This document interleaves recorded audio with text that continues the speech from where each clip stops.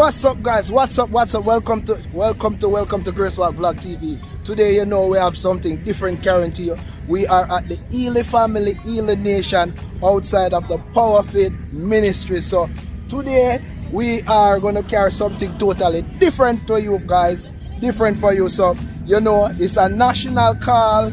It's a year-to-year annual event. It's known as one that is recognized by the government, recognized by our leaders of this nation.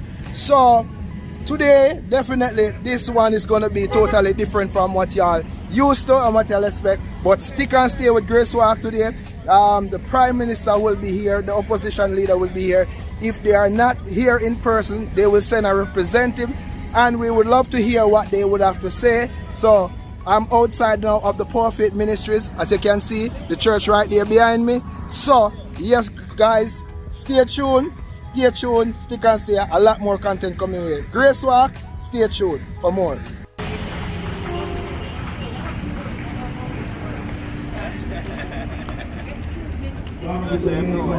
By the church, St. Thomas. So guys, we have the dignitaries rolling in one by one. Yeah. So you know, the dignitaries are rolling in one by one now. So we are waiting on the PM himself, the Prime Minister Andrew Holness, Honorable Prime Minister Andrew Holness, and the opposition leader Mark Golden, the Honorable Mark Golden also. So stick and stay, people. We're outside here just waiting. Go outside the church, Power Faith Ministry, as you can see here. You know, so we're outside waiting on the dignitaries them. Yeah, you see them rolling in one by one. So we're waiting on the Prime Minister and the opposition leader to roll in now. So guys, this is something different from what you guys even, this different, totally different. You know, I'm telling you, so my channel is not a one content channel. So today we are at church. We are at church at the Power Faith Ministry in Portmore. Yes, so we are at Power Faith Ministries in Portmore. So let me just flip the camera, let you see exactly. Yeah, man. So we're outside the Power Faith Ministries church. Here we are outside at the front here.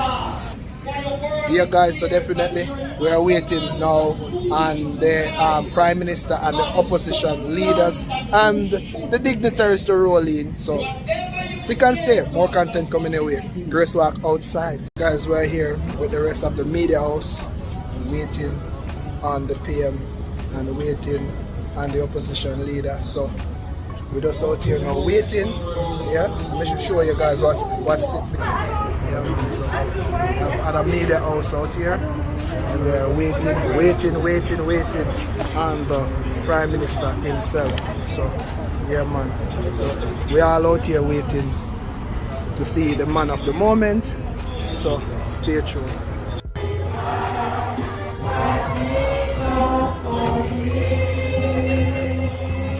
So the Prime Minister has arrived, people. Yeah, Prime Minister Andrew Holness, the Honorable Andrew Holness has arrived. This is his entrance. Yeah, people. Definitely.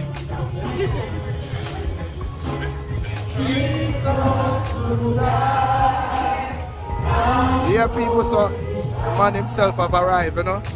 Man of the moment, Prime Minister Andrew Holness. So, yeah, man.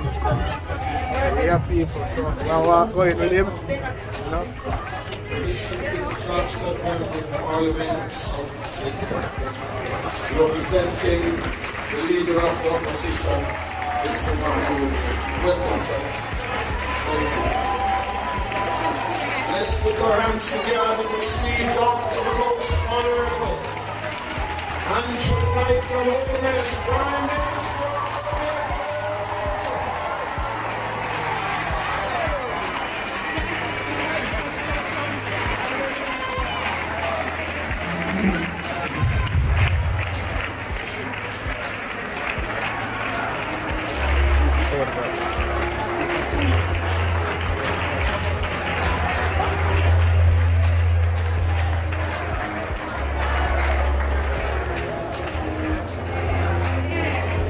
Remain standing, please.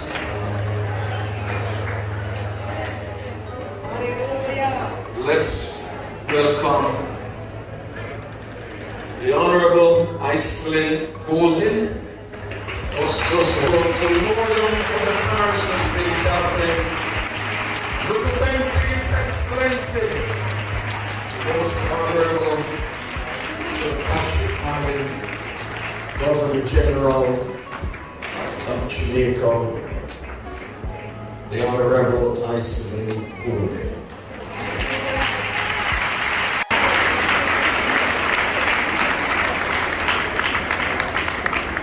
Keep on clapping.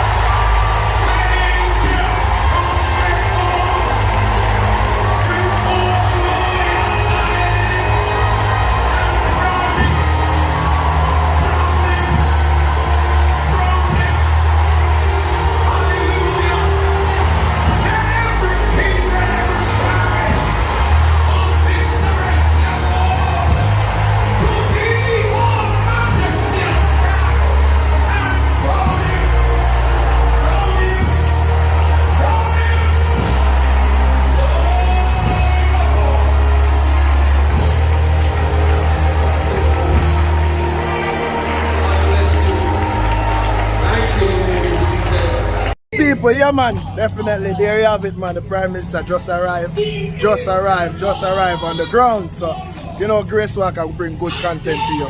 So, you know, it's a whole different settings from what you're normally used to. Yeah man, we're out here. Outside. Grace Walker outside man. I'll take you to church today to give you some blessing.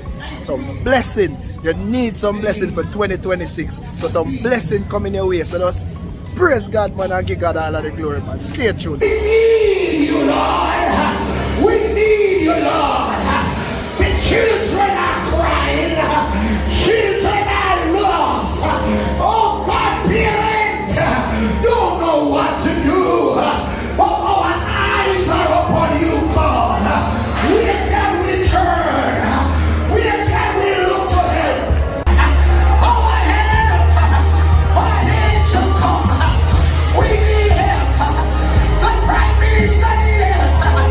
The opposition need help. Help in that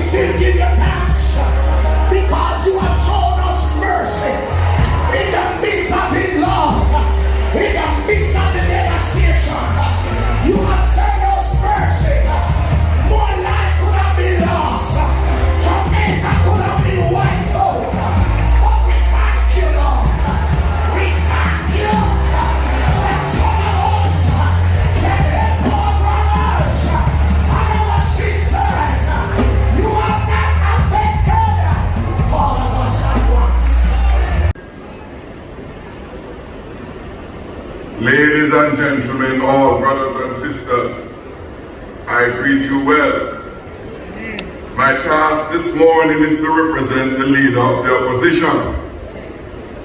But power of faith is in my home.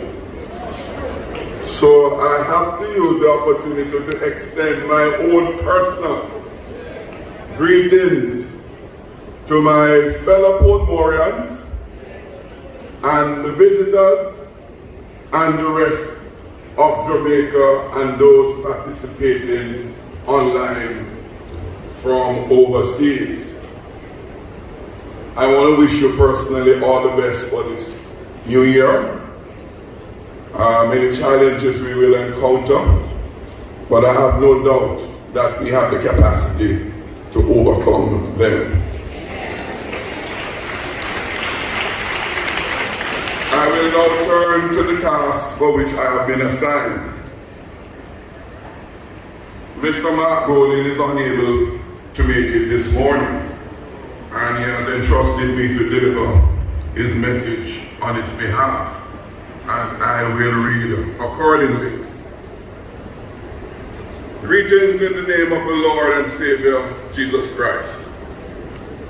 I am honored to bring greetings to Bishop Davis, the leadership, clergy, and congregants gathered for this year's Heal the Family, Heal the Nation service.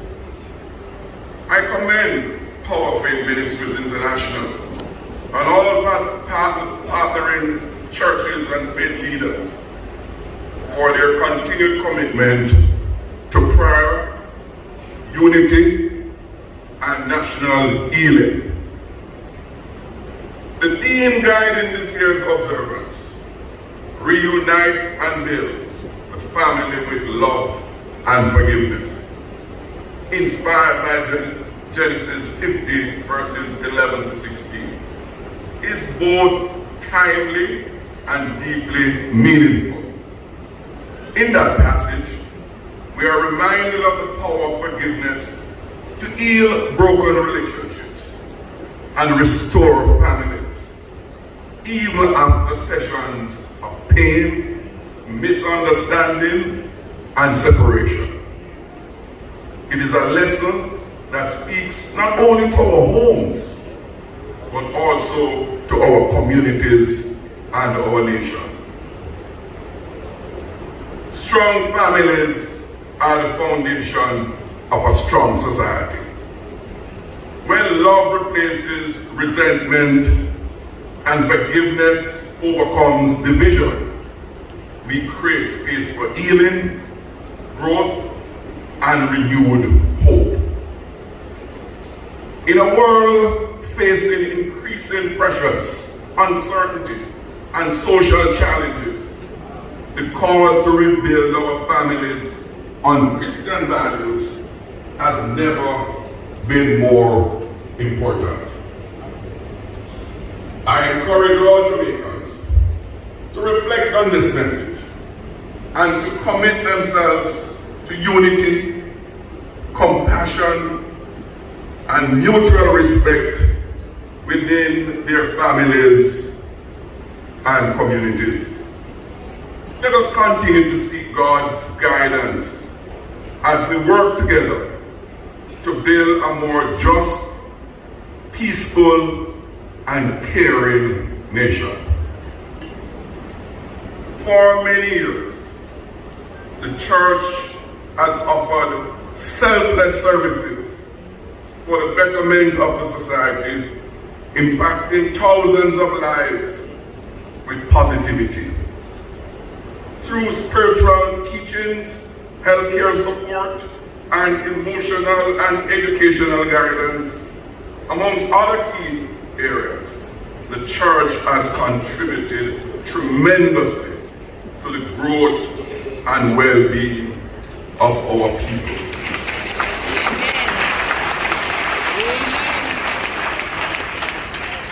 I once again commend all the churches involved in organizing this well-needed event. May God bless this gathering, bless our families, and bless Jamaica. Thank you. And may the Lord continue to heal the family and heal our nation. Thank you.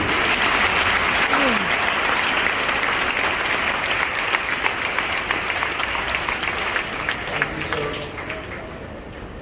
Just before we receive. After his two, Minister Jabez will give us his ministry. Welcome, sir.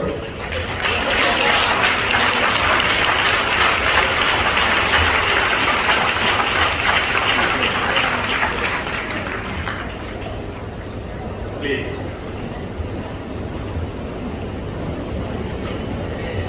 The Honorable Iceland Bowling Costas Rotolorum for the parish of St. Catherine, representing His Excellency the Governor General. My friend Mr. Fitz-Jackson, we were reminiscing when we were younger politicians coming into Parliament. And he has 33 years or 32 years in Parliament. I have 28. And he says he intends to. I have your permission to say what you said to me. I'll keep it with you. Just to paraphrase, that he intends to stay very long. And I said I will see him off.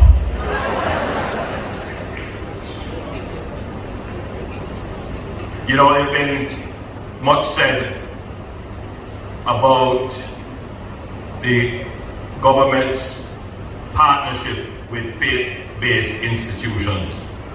Much of it not based on what was actually said, but there is a general context about the effectiveness and support of the church during periods of crisis.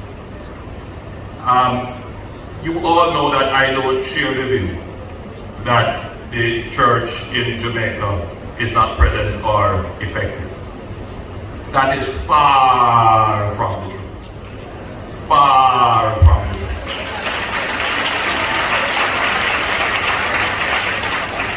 I will share this with you. In my own constituency, there is a small upcoming church.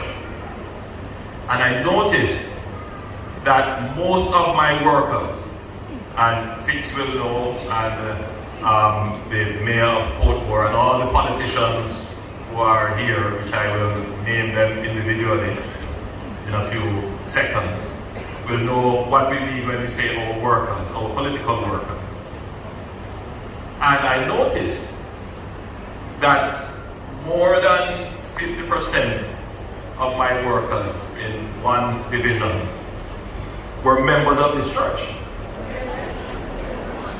When I attended, I was invited, and I began to reflect on this. Why is it that they are joining the church? Well, some of them were getting older, and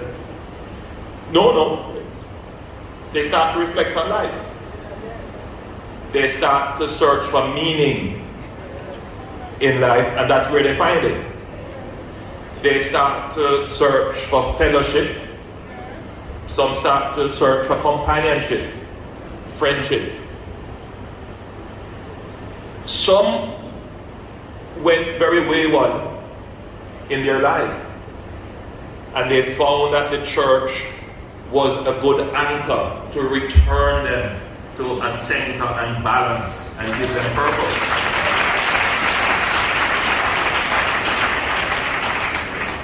Some needed help. Economic, physical, the number of shut-ins, and infirm that the church supports. The state could take care of all of these persons.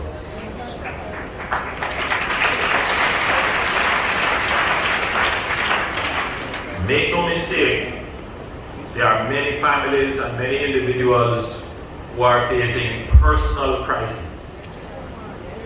in their lives.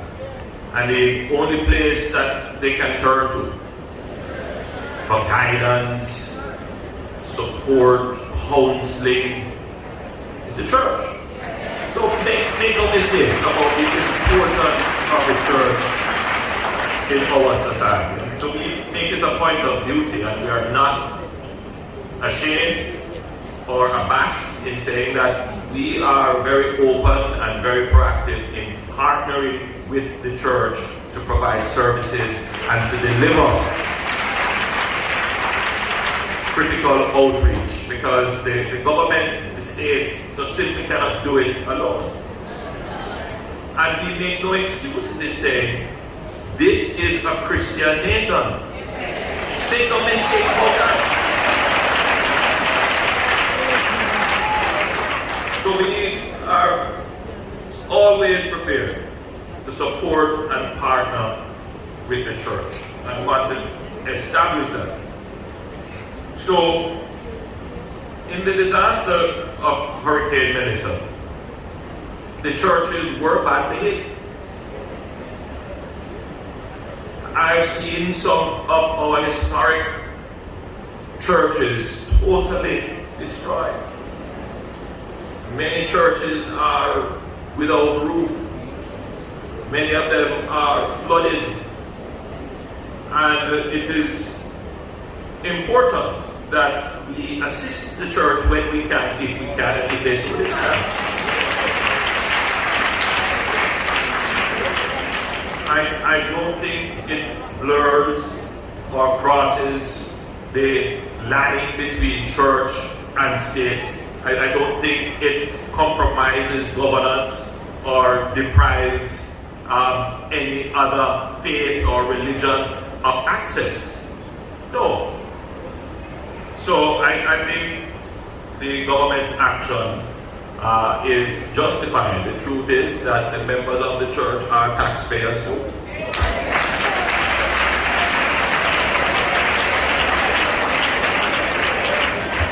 That's just the reality. And in the past, not just my administration, other administrations have found it necessary and useful to support the church. In other disasters, a special window was opened with the NHT to assist churches to rebuild through loans. And we are opening that window as well, so churches can take advantage of that support as well. But in the present offer of the government, it is that some churches that have been destroyed and they need support in cleaning up and restarting their operations. We have tasked the Social Development Commission to work with the church to conduct the assessment, and we will give some support in that regard. I honestly didn't believe this would become a contentious issue, but it is the world that we live in, and I just thought that I would clarify and make it very clear where my position is and where the position of the government is. Which is why today I take great pleasure in noting the presence of the Minister of Foreign Affairs, Senator the Honorable Kamina Johnson-Smith.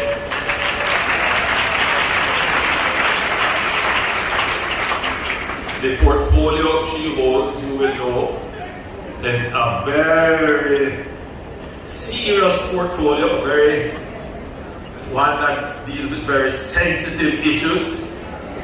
I mean, all portfolios are serious and have sensitive issues, right? But I'm speaking in coded terms. Those who don't know. And so, I'm certain she's here to get a special prayer.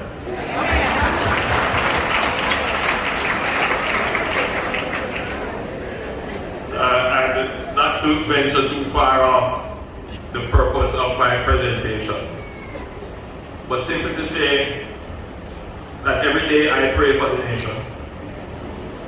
We are living in changing times, uncertain times, uncharted waters in many instances.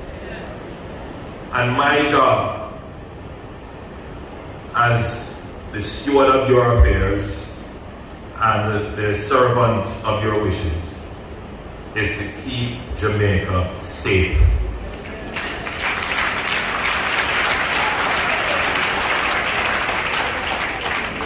not to steer into waters for which we don't have to go,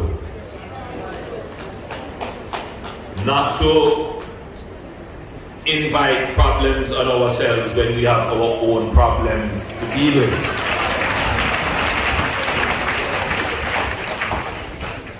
This is not us recoiling from our principles and duties.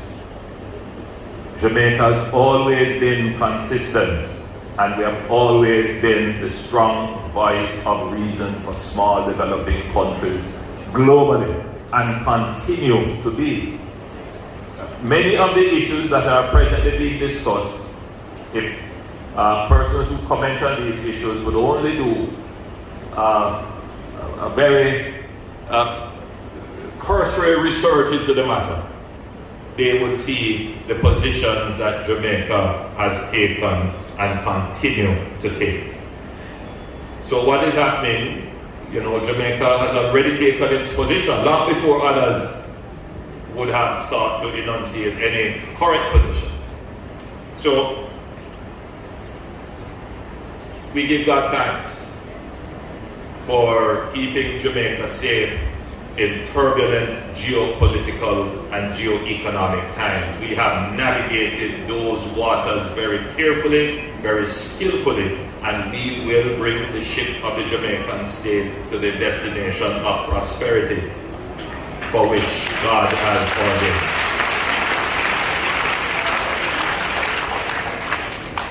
We have with us as well the Minister of Education, one of those other very weighty portfolios, Minister Dixon.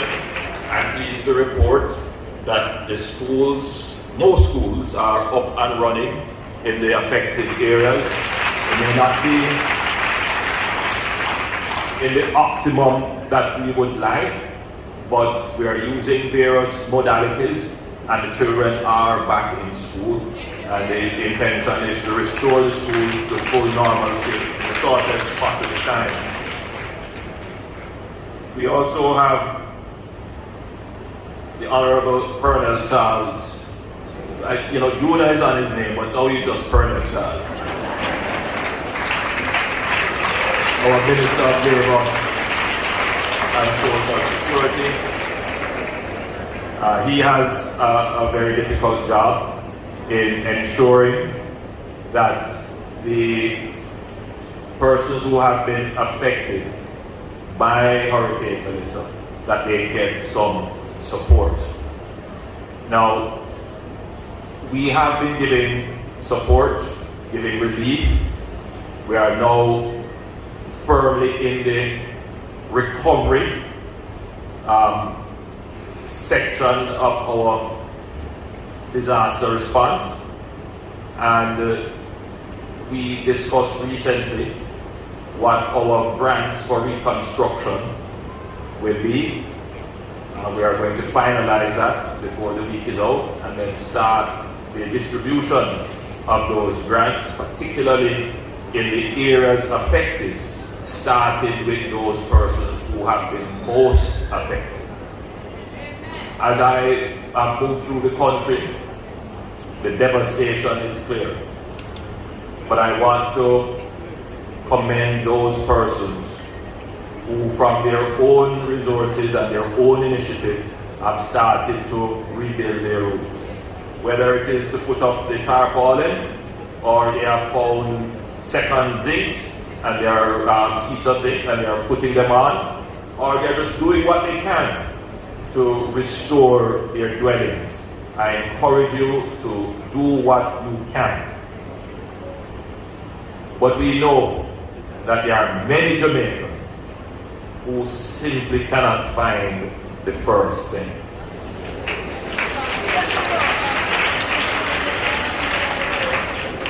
And we have had to balance between making sure that we identify those who can't find the first cent, so that they are the ones who get it, with getting it to them quickly. Because the obvious thing in Jamaica, sometimes you have to be careful that it's not the greedy that get it. You have to make sure it's needed. So we are involved in this process of assessment to make sure it is needed and not the greedy that gets it. And that creates a little extension of the time that it takes to get the delivery, because in Hurricane Beryl, we were looking at 20,000 persons at most affected. And within 3 weeks after the hurricane, we were able to deliver a benefit. Now, you're looking at the broad estimate is that the impact would be about 150,000 persons, of which we estimate that between 90 to 120,000 would need benefit. So you see how significant it is, and we have to go through and assess each case individually. The cost of that is going to be huge, and therefore we must make sure that every dollar of it is properly spent and properly accounted for.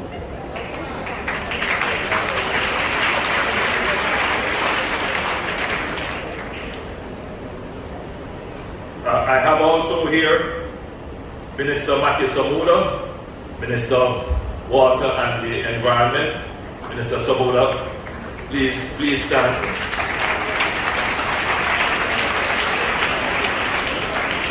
And his task is to ensure that we recover the water sector very quickly. You may see that we have started to recover electricity and restore electricity right throughout the country. We have teams out there, and by the end of this month, 90% or more of the areas that have been affected will have electricity in their critical thoroughfares, critical town centers. And then after that, we will do the remote areas. I see Minister shouting to me there that for water, they will be at 95% by the end of the day.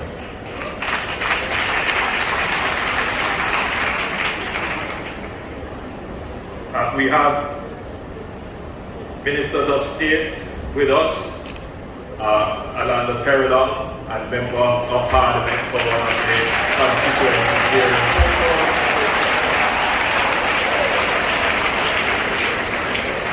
Minister Delroy Williams is here as well.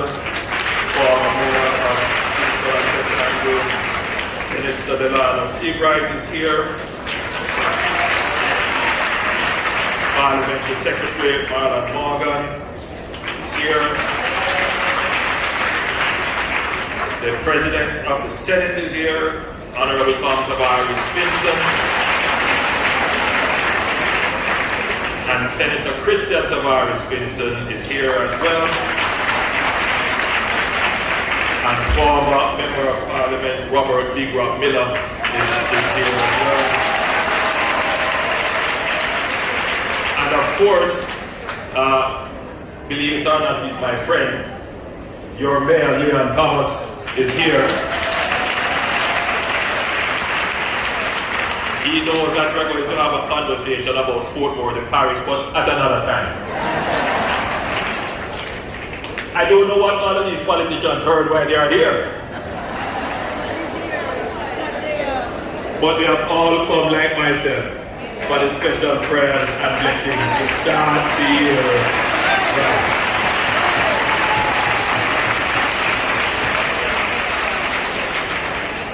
So allow me therefore to make special commendations to Bishop Dr. Delphore Davis and his lovely wife,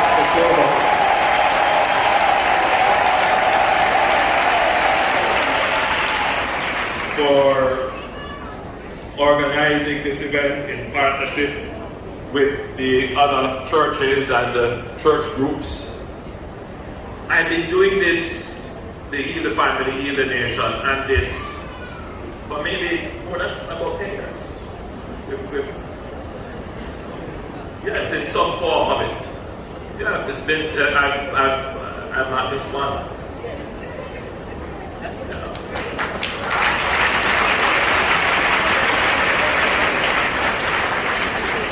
And I want want to thank all the other apostles and bishops and pastors and clergy who are here.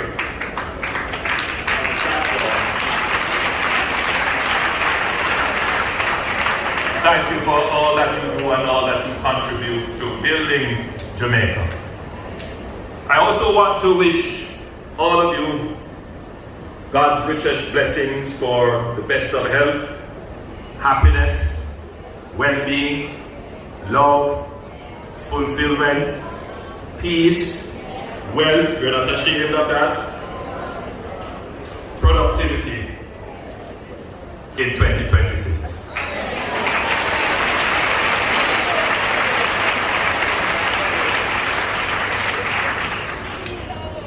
Peace and love. Peace and love.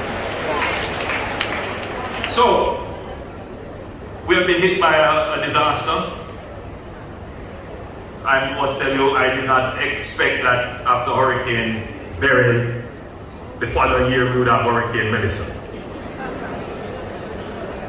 But such is the nature of the times in which we live. We are going to be hit by external shocks, and they are going to be unexpected. They are going to be frequently occurring. They are going to be overlapping, meaning one starts and about to end, and then another one starts. And so you have two of them going on at the same time. And then they are going to be of greater intensity. So you get hit by a category 3 last year. Sorry, forgive me. In 2024 Hurricane Beryl, category 3. Then by the time that was finished, that was in July.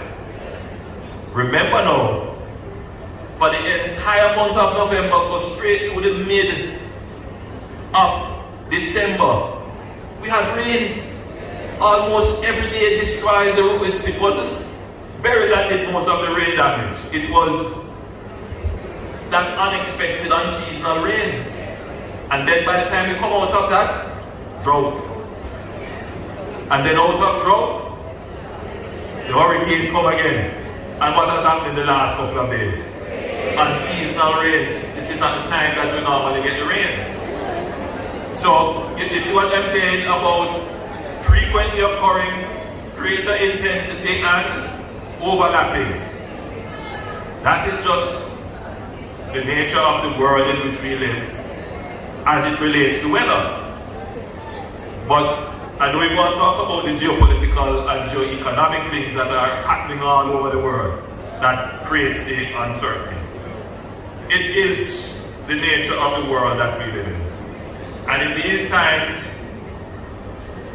people find comfort in the Word of God. People find certainty in the Word of God. And there are those who would want to dismiss that and lean on their own understanding. I am not one such person. I believe in prayer and I believe in the power of God.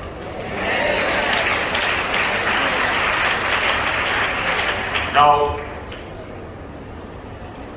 I've stood at this platform and at the national arena at several occasions before, and I would have addressed the issue of peace in Jamaica. And in a particular marker of peace would be the number of murders that occur in our country per year. We would have seen our murders rise to as high as 1,600 in a year, more than that. Today, as a nation, I would say that your collective prayers for peace is being answered before your very eyes.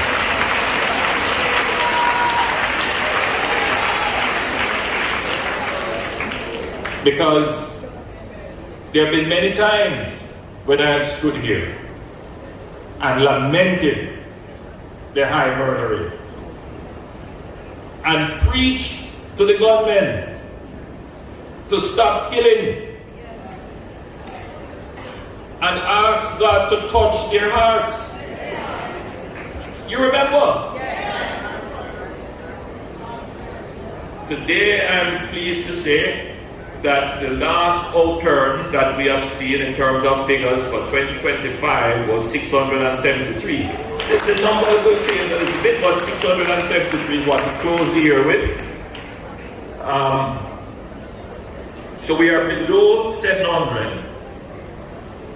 And this is for the first time in 31 years.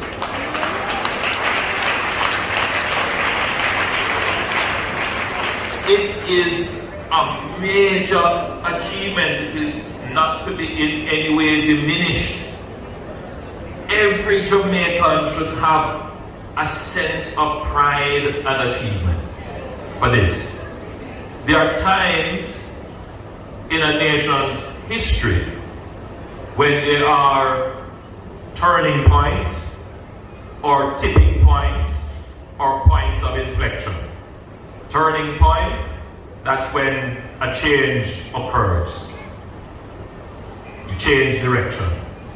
A tipping point is where the pressure reaches so high that you have a rapid change in direction or in outcome. And an inflection point is when the rate of change becomes much faster than the effort to change. You start to get benefits now from your investment. And if you look at Jamaica, we have had some tipping points.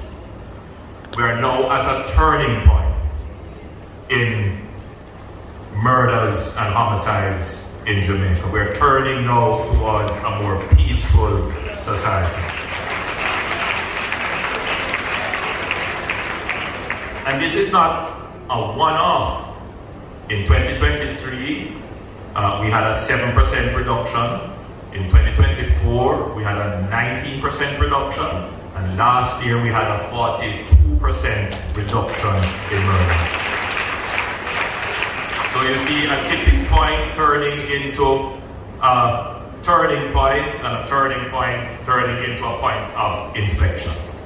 So we're going to go rapidly now to go below, and I'm not going to set a target, but I'm going to set it in this way. We have always said we want to reach the regional average. The regional average is 15 murders per 100,000 of population. We're almost there. We're probably about 20, between 25 and 20 per 100,000. We're almost there. We can get there if everyone in this room, everybody in this room, owns it, keeps praying for it, but more than that, keeps working for it. Here's why. Jamaica's murder rate was high because many of the murders were organized, meaning that we had criminal enterprises, which we euphemistically call gangs, that use violence to conduct their activities, and oftentimes the ultimate violence, which is the taking of a life. You in the church can pray about it, but there is very little sometimes you can do about it. When you see them in your communities, you just have to hold down your head and hope they don't see you and walk past them. When you see the wayward ones in your neighborhood, you gather on the corner, they make up noise all night, they threaten you, they threaten your children, and you can't say nothing about it.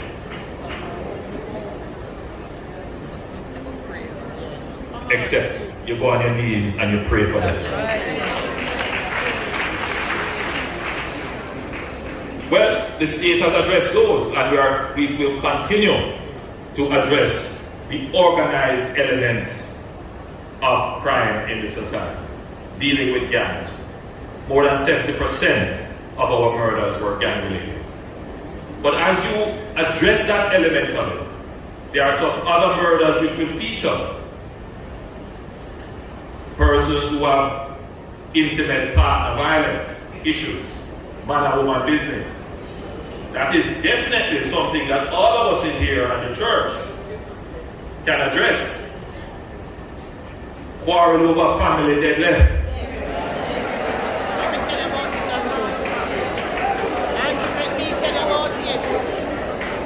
Domestic issues, domestic violence.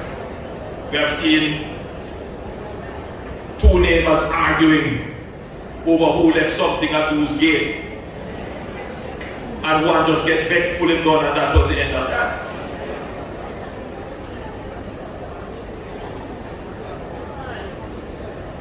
Youth deviance.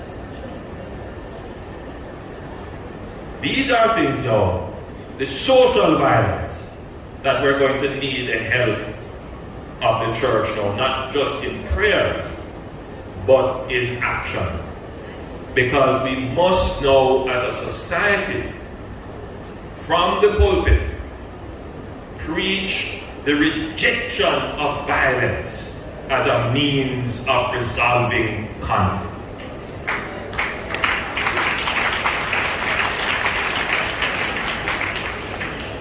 The church and other entities must now be able to see very quickly when a situation could escalate to violence and intervene very quickly through counseling, through guidance,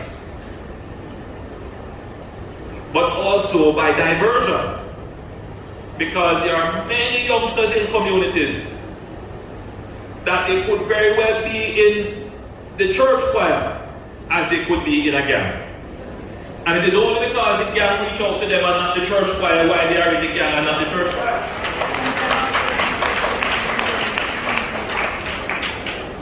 So we are going to now need the army of the church to pull in those youngsters and divert them away from the gangs and the criminal activities.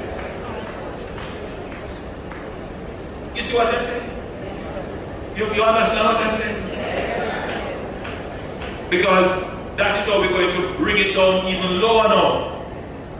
But that is how we're going to truly attain peace in the country. Peace doesn't mean the absence of conflict. What it means is that we are able to resolve conflict without violence. So the government can't rely on the police force and the army and law enforcement exclusively to achieve peace. They are an important part of achieving peace, but they are not the only focus for the government. I've also, from this platform, appealed to the gunmen and the criminals to spare the lives of the innocent people, the victims. And I've oftentimes said that sometimes the conversation and the narrative focuses more on the criminals rather than on the victims. Today, I appeal to the criminals and the gunmen and those who are involved in criminal activities and those who have guns to save yourselves. Save yourselves. Turn away from violence. Put away the gun. In fact, turn it in. Save yourself. And I ask the church to pray for them, so that their hearts will be touched and they will turn away from criminal activity. Pray for them.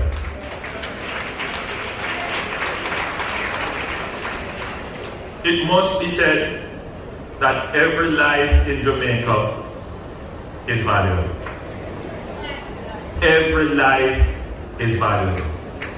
And it pains my heart to see our young men, because 95% of those who are doing the killings and those who are killed are young men. pains my heart to see our young men being killed. So I pray for them to stop killing, and I pray for them to save themselves. That's just the reality.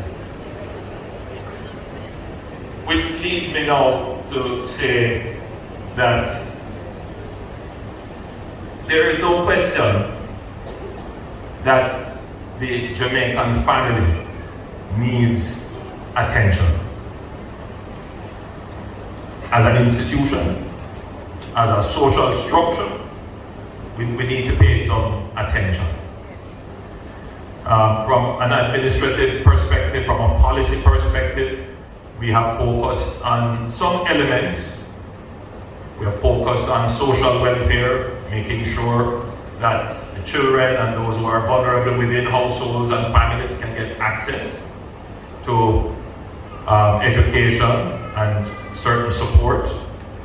We are focused on housing to ensure that vulnerable families and poor families can get access to housing. We are focused on the provision of various services and utilities, particularly in health, and the provision of water to make sure that everybody has access to those things. But what is now needed is a more coordinated and concentrated policy that is instrumental and directly targeted at promoting and supporting the family in Jamaica. And that's the next step for this administration. You're going to see develop far more targeted policies towards the family. And we have started this by developing, first of all, within the Ministry of National Security, the whole subject of peace. It's a more community-oriented strategy, but that community-oriented strategy must have as its anchor the family. So we're not only going to seek to target the youngsters in the community, we're going to target the ecosystem around that youngster, meaning his family or her family. In education, the same thing. We must get parents far more involved in the education of their children. And the education is not just for the children, it is also education for the parents.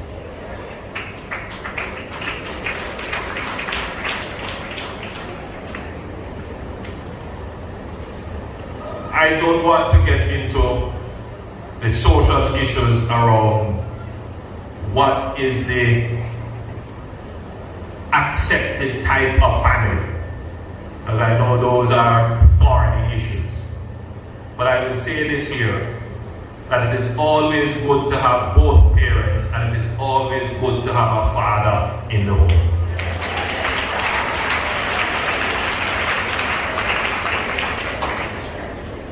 And as I close my presentation to you, having the family as a strong unit is good in and of itself, no question. But having a strong family also gives you a strong economy. Yes.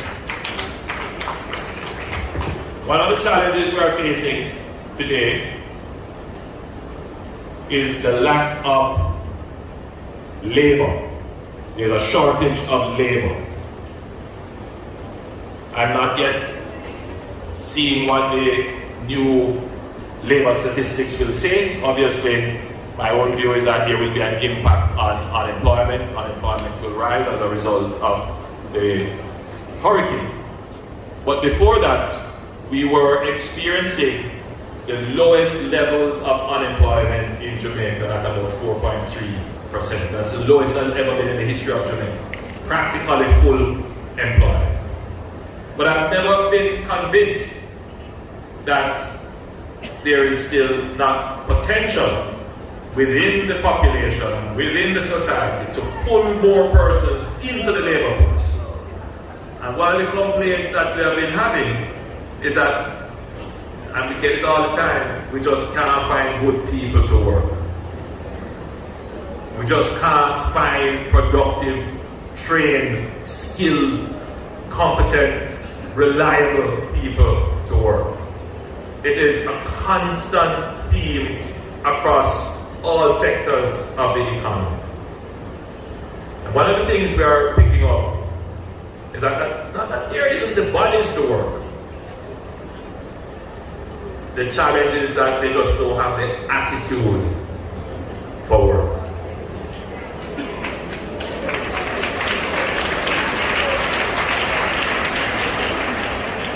And a part of that is just how they have grown up in their household. All of you here, you get up every morning, you take the bus, you do your hustle, you go to work, you follow that routine, you are consistent, you do your job. But that comes because of how you were parented, how you were taught about sacrifice, how you were taught about working for what you have, the values that were transmitted to you. I'm not convinced that that same value transmission is occurring at the level that is needed to support the economic growth that this country has a potential to achieve. So I could talk about the economics and the growth, but these things are also connected to the society and the value system. And an important part of bringing the value system to the economic system is not just the education system, it is also the church. It is also what you believe in your religion, what your religion teaches about work, about producing more, about being good stewards, about how you deal with authority. All of these are fundamental principles that need to be reinforced if our economy is to achieve the full potential that it has. So brothers and sisters, you have been a wonderful audience. You have listened to me carefully for all that I have said. And I hope that it has had some meaning and some impact in your outlook and your perspective. God bless you. Love you.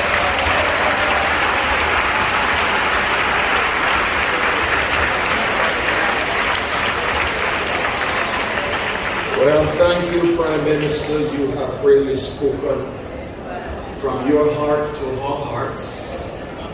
And indeed, the messages conveyed have been well received. Amen? All right.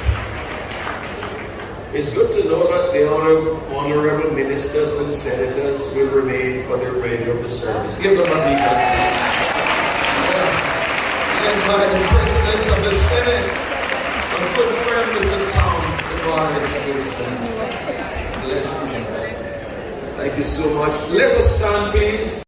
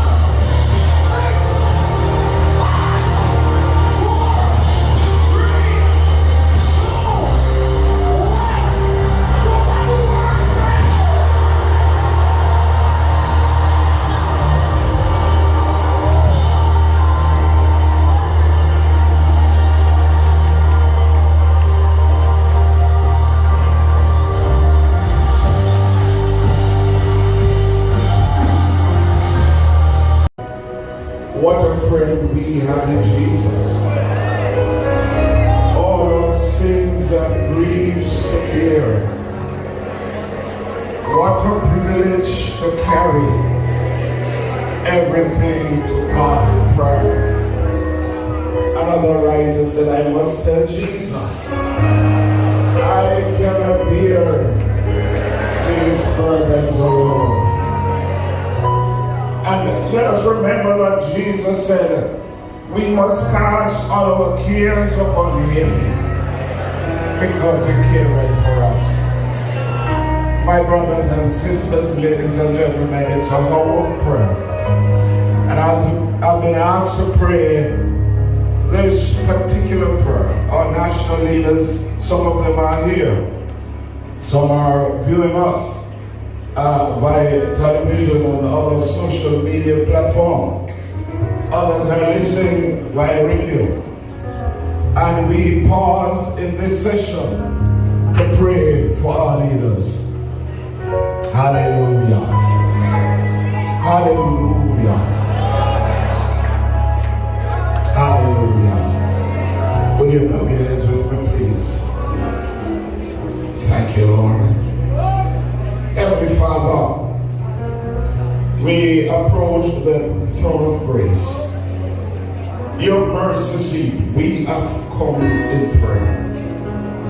Today, a very special day in the life of our nation, where we have gathered together in this, your house, to celebrate you, to praise you, to lift you up, and Lord, to listen to you speak to us through your words and your servants. Lord, we pause at this time to pray for our national leaders and other leaders in our society. We give you thanks for everything that you have been doing, because your word reminds us that in everything we should give thanks. And so, Lord, we come before you this morning or today, and we're saying thanks to you for those leaders who you have given unto us. They are standing in the gap right now. And God, as your people, we are lifting them up to you in prayer. We pray for our Governor General. Oh God, he's noticeably absent in our midst today. But Lord, he has sent his greetings. Wherever he is right now, Father, I pray that you will touch him from the crown of his head down to the very soles of his feet.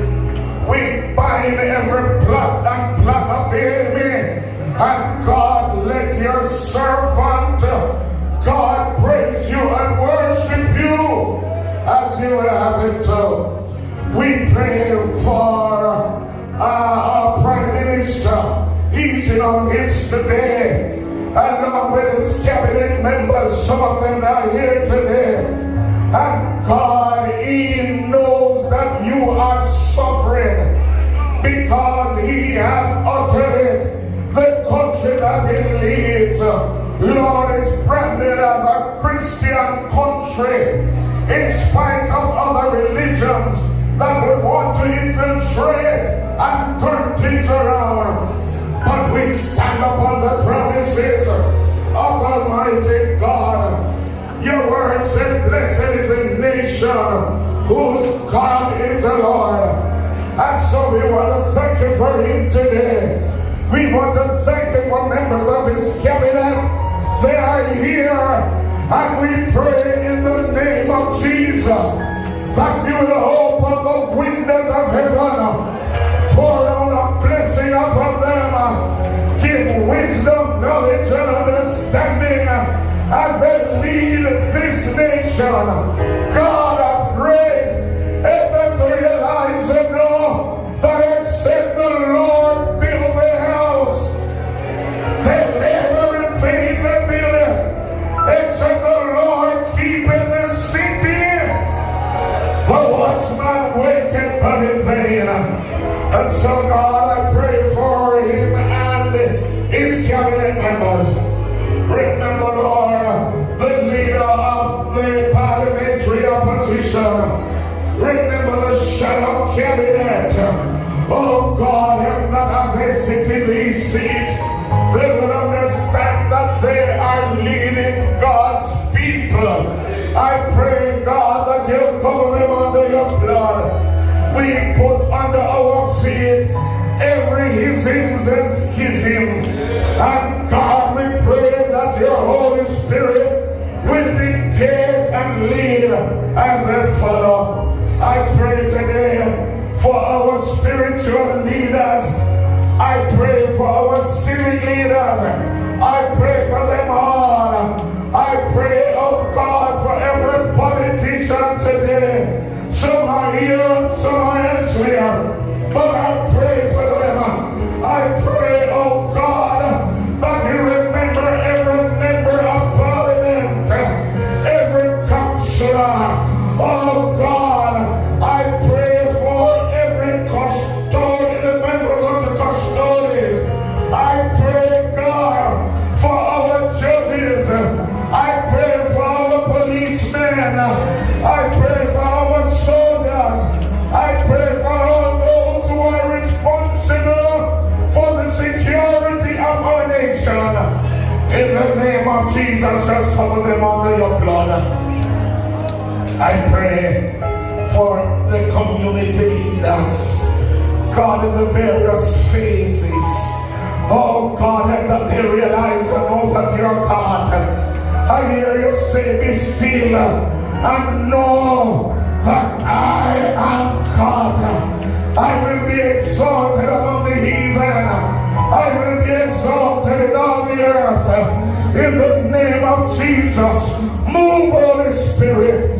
We pray, God, that you will take care of Jamaican land with love. Oh God, in our national anthem, the word eternal Father, bless our land. Guide us with thy mighty hand. Lord, that we not just say just casually, but we will depend on you. God of grace, you allowed Jamaica to be here. You have spared us from the total wrath of Hurricane Melissa. And so we are here. You are our eternal Father. Jamaica belongs to you. We place our leaders in your hand, and they will trust you for leading. Hallelujah. Hallelujah. In the name of Jesus, we plead your blood against every evil force that would want to come against our leader, our leaders. Cover them under your blood. Oh, Almighty God, we bind principalities, we bind our powers, we bind spiritual wickedness in high places, and we unleash your power in the name of Jesus. Cover your people today, Lord. Cover your people today, Lord. Help us to realize and know, God, that we can't even walk without your holding our hands.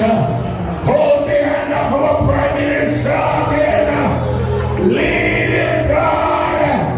He God is saying, Lord, I walk through the valley of the shadow of death.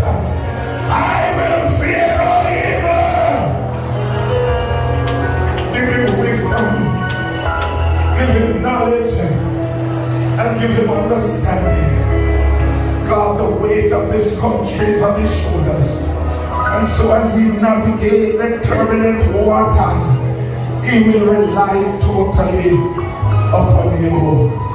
Again, Lord, we present our leaders, our civic leaders, our spiritual leaders to you, Lord. and they will listen to thy voice. In the name of Jesus, somebody just worship God. Somebody just worship God. Somebody just worship Him.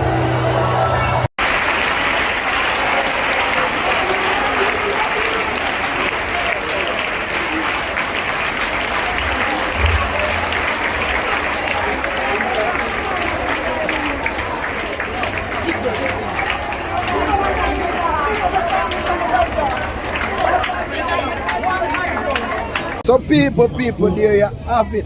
There you have it. You see everything that go down. Yeah, the healing family, healing nation. Yeah, this is a national event. You know, it's coming down to a close. Prime Minister is leaving. This is whole caravan right here. So, you know, it's been a good one, a great one. I hope you guys enjoy this video, enjoy this video. It's different from the average. It's gonna be a long one. But please guys, like, share and subscribe to Grace Walk Vlog TV, one of the most informative YouTube channel on the rise. So please, thank you for your support. And it's good to say right now, Grace Walk signing out, but I can't sign out until I say, I'm outside, I'm outside, I'm outside. God is the greatest. Grace Walk signing out until another one. I'm out.